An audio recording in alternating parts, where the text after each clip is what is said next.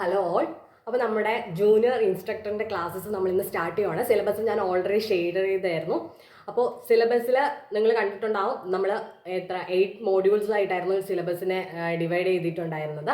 അതിൽ നമ്മൾ ഇന്ന് സ്റ്റാർട്ട് ചെയ്യുന്നത് മോഡ്യൂൾ 8 ആണ്. മോഡ്യൂൾ 8-നകത്ത് വരുന്നത് നമ്മുടെ ഇറിഗേഷൻ എഞ്ചിനീയറിംഗ്, ഹൈവേ എഞ്ചിനീയറിംഗ്, ഇത് രണ്ടുമാണ് നമുക്ക് മോഡ്യൂൾ 8-നകത്ത് വരുന്നത്. ഓക്കെ, അപ്പോൾ ഇത് ജസ്റ്റ് ഇറിഗേഷൻ എഞ്ചിനീയറിംഗിൻ്റെ സ്റ്റാർട്ടിംഗ് വീഡിയോ ആണ്, ജസ്റ്റ് ഒരു ഇൻട്രൊഡക്ഷൻ വീഡിയോ. ഓക്കെ, അപ്പോൾ ഇറിഗേഷൻ എന്ന് പറഞ്ഞാൽ എന്തായിരിക്കും? ഇറിഗേഷൻ ബൈ ഡെഫിനിഷൻ നമ്മൾ പറയുകയാണെങ്കിൽ the process of artificially supplying water to the soil for raising the crop raise ചെയ്യാൻ വേണ്ടിയിട്ട് ഞാൻ ആർട്ടിഫിഷ്യൽ എന്ത് ചെയ്യുന്നു, സോയിലേക്ക് വാട്ടർ ആഡ് ചെയ്യുന്നു. ആ ഒരു പ്രോസസ്സിനെയാണ് ഞാൻ എന്ത് വിളിക്കുന്നത്? ഇറിഗേഷൻ എന്ന് വിളിക്കുന്നത്. ഓക്കെ, എന്തിനാണ് നമ്മളിങ്ങനെ വാട്ടർ ആഡ് ചെയ്യുന്നത്? ആർട്ടിഫിഷ്യൽ എന്തിനാണ് വാട്ടർ കൊടുക്കുന്നതെന്ന് ചോദിച്ചാൽ, ചില സ്ഥലങ്ങളിൽ എന്താണ് റെയിൻഫോൾ എന്ന് പറയുന്നത്, അവിടെ കിട്ടുന്ന ടോട്ടൽ റെയിൻഫോൾ എന്ന് പറയുന്നത് അവിടെ ക്രോപ്സ് റേസ് ചെയ്യാൻ ആവശ്യമായിട്ടുള്ള വാട്ടറിനേക്കാളും കുറവായിരിക്കും കിട്ടുന്നത്. അപ്പം അങ്ങനെയുള്ള സാഹചര്യങ്ങൾ നമുക്ക് എന്ത് ചെയ്യും, ക്രോപ്സ് റേസ് ചെയ്യണമെന്നുണ്ടെങ്കിൽ നമ്മൾ എന്ത് ചെയ്യണം? ആർട്ടിഫിഷ്യലി വാട്ടർ സപ്ലൈ ചെയ്യണം. ഓക്കെ, അപ്പോൾ അതിനൊരു എക്സാമ്പിളാണ് രാജസ്ഥാൻ കനാൽ എന്ന് പറയുന്നത്.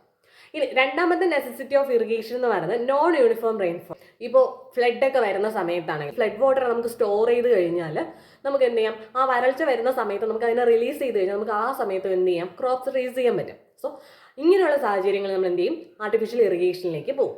ഓക്കെ, ഇനി അടുത്തൊരു ഒരു പോയിന്റ് എന്ന് പറയുന്നത്, നമുക്ക് ഈ നമ്മുടെ കൊമേഴ്ഷ്യൽ ക്രോപ്സ്, ക്യാഷ് ക്രോപ്സ് എന്നൊക്കെ നിങ്ങൾ കേട്ടിട്ടുണ്ടാവും അല്ലേ? അതെന്താണ് സംഭവം? നാണ്യവിളകൾ എന്ന് പറയും. അതായത് നമ്മുടെ പ്രോഫിറ്റിന് വേണ്ടിയിട്ട് നമ്മൾ വളർത്തുന്ന ക്രോപ്സ്. ഓക്കെ, ഇതിന്റെ പ്രത്യേകത എന്ന് പറയുന്നത് ഇതിന് കൂടുതൽ വാട്ടർ ആവശ്യമാണ്. ഈ ക്യാഷ് ക്രോപ്സിന്, കൊമേഴ്ഷ്യൽ ക്രോപ്സിനൊക്കെ എക്സാമ്പിൾ എന്ന് പറഞ്ഞാൽ കോട്ടൺ, പിന്നെ കോഫി, ഇതൊക്കെ അതിനൊരു എക്സാമ്പിളാണ്. ഓക്കെ, അപ്പോൾ ഇതിന് നമുക്ക് എന്ത് ചെയ്യാം? കൂടുതൽ വാട്ടർ വേണം. കൂടുതൽ വാട്ടർ വേണമെങ്കിൽ നമ്മൾ എന്തിനാ? ആർട്ടിഫിഷ്യൽ സപ്ലൈ ചെയ്താലേ പറ്റത്തുള്ളൂ. റെയിൻ വാട്ടർ വെച്ച് മാത്രം നമുക്ക് പറ്റത്തില്ല. ദെൻ അടുത്തിനൊരു ഇതെന്ന് പറയുന്നത്, നമ്മളിപ്പോൾ കൺട്രോൾഡ് ആയിട്ടാണ് ഞാനിപ്പോൾ വാട്ടർ സപ്ലൈ ചെയ്യുന്നതെന്ന് വയ്ക്കുക. അപ്പോൾ അതായത് ഒരു ക്രോപ്പിന് ആവശ്യമുള്ള വാട്ടർ ഞാൻ സപ്ലൈ ചെയ്യുന്നു, അല്ലാത്തപ്പോൾ ഞാൻ കൊടുക്കുന്നില്ല. അങ്ങനെയാണെങ്കിൽ നമുക്ക് എന്ത് ചെയ്യാം? ആ ഒരു ക്രോപ്പിൻ്റെ ഈൽഡ് നമുക്ക് കൂട്ടാൻ പറ്റും. ഓക്കെ, അപ്പോൾ ഇതൊക്കെ കൊണ്ടാണ് നമ്മൾ എന്ത് ചെയ്യുന്നത്? ആർട്ടിഫിഷ്യലി വാട്ടർ സപ്ലൈ ചെയ്യുന്നത്. This is the necessity of irrigation. Okay, ഇനി നമുക്ക് നോക്കേണ്ടത് എന്താണ്? What is the benefits of irrigation? Benefits എന്ന് പറയുമ്പോൾ എന്തായിരിക്കും? എന്തൊക്കെ ബെനിഫിറ്റ് ഉണ്ടാകും? ഞാൻ പറഞ്ഞു, ക്രോപ്പ് ഈൽഡ് കൂട്ടാം അല്ലേ? ടോട്ടൽ ഫുഡ് പ്രൊഡക്ഷൻ നമുക്ക് കൂട്ടാൻ പറ്റും. അതുപോലെ തന്നെ എന്ത് ചെയ്യാം? നമ്മുടെ അഗ്രികൾച്ചർ ഫീൽഡ് ഒക്കെ കൂടുതൽ ഇമ്പ്രൂവ് ആവും. പിന്നെ എന്താണ്? ഈ അഗ്രികൾച്ചർ ഫീൽഡ് കൂടുതൽ ഇമ്പ്രൂവ് ആയി കഴിഞ്ഞാൽ നമ്മുടെ രാജ്യത്തിൻ്റെ വെൽത്ത് കൂടും. പിന്നെന്താണ്? നമുക്ക് ഒരു ഹൈഡ്രോ ഇലക്ട്രിക് പവർ പ്ലാന്റ്സ് ഒക്കെ വരും. അങ്ങനെ നമുക്ക് ഇലക്ട്രിസിറ്റി ജനറേഷൻ, അങ്ങനെ ഒരുപാട് ബെനിഫിറ്റ്സ് ഈ ആർട്ടിഫിഷ്യൽ ഇറിഗേഷൻ അല്ലെങ്കിൽ ആർട്ടിഫിഷ്യൽ വാട്ടർ സപ്ലൈ അല്ലെങ്കിൽ ഇറിഗേഷൻ കൊണ്ട് നമുക്കുണ്ട്. എന്നാൽ അതേസമയം ഈ ഇറിഗേഷൻ കാരണം കുറേ എന്താണ് ഇൽ എഫക്ട്സ് ഉണ്ട്. ഇൽ എഫക്ട്സിൽ പറയുന്ന ഫസ്റ്റ് കാര്യം എന്ന് പറയുന്നത് ബ്രീഡിംഗ് പ്ലേസസ് ഓഫ് മസ്കിറ്റോസ്. അതായത് വെള്ളം കെട്ടി കിടക്കുന്ന സ്ഥലങ്ങളിൽ എന്ത് ചെയ്യും? മസ്കിറ്റോസ് വളരും അല്ലേ? സോ ഒന്നാമത്തെ ഇൽ എഫക്ട് എന്ന് പറയുന്നതാണ് ബ്രീഡിംഗ് പ്ലേസസ് ഫോർ മസ്കിറ്റോസ്.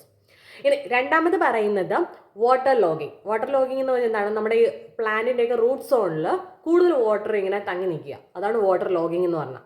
പിന്നെ ഡാം ക്ലൈമറ്റ്, അതായത് ടോട്ടലി ഒരു വെറ്റ് ക്ലൈമറ്റ് ആയിരിക്കും. അപ്പോൾ ഇതൊക്കെയാണ് നമ്മുടെ ഇറിഗേഷൻ കൊണ്ടുള്ള ഇൽ എഫക്ട്സ് എന്ന് പറഞ്ഞാൽ. ഓക്കെ, അപ്പോൾ ഇതെന്ന് പറഞ്ഞാൽ ജസ്റ്റ് ഒരു ഇൻട്രൊഡക്ഷൻ വീഡിയോ ആയിരുന്നു, ഇറിഗേഷൻ എന്താണെന്ന് നിങ്ങളെ ഒന്ന് പരിചയപ്പെടുത്താനായിട്ട്. ഓക്കെ, നമുക്ക് അടുത്ത ക്ലാസ് തൊട്ട് ആ സിലബസിൽ ഡീറ്റെയിൽ ആയിട്ട് നമുക്ക് കയറാം. ഓക്കെ, അടുത്ത വീഡിയോയിൽ നമുക്ക് വീണ്ടും കാണാം. Okay, thank you.